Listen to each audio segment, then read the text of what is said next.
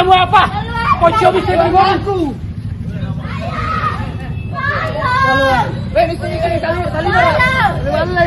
Dari mana aku ikuti? Keluarga aku ini. Keluarga bodoh memang kau jadi perempuan.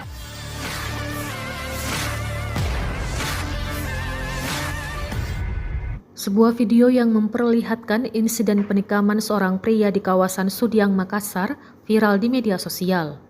Rekaman tersebut diunggah akun Instagram @makassarinfo pada Senin, 17 November 2025 dan langsung menyedot perhatian publik.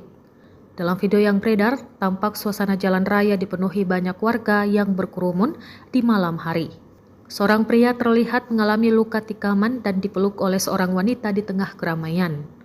Wanita tersebut terdengar mengatakan bahwa pria yang ditikam itu adalah keluarganya. Menurut informasi yang beredar di media sosial, insiden tersebut diduga berkaitan dengan persoalan perselingkuhan. Namun hingga kini belum ada keterangan resmi dari pihak kepolisian mengenai motif pasti maupun identitas para pihak yang terlibat.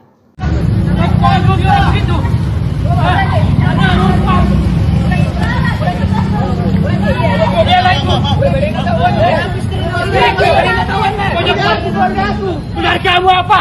Kau coba bisa berbohong aku. Dari mana aku ikuti? Keluarga aku ini. Keluarga bodoh memang kau jadi perempuan.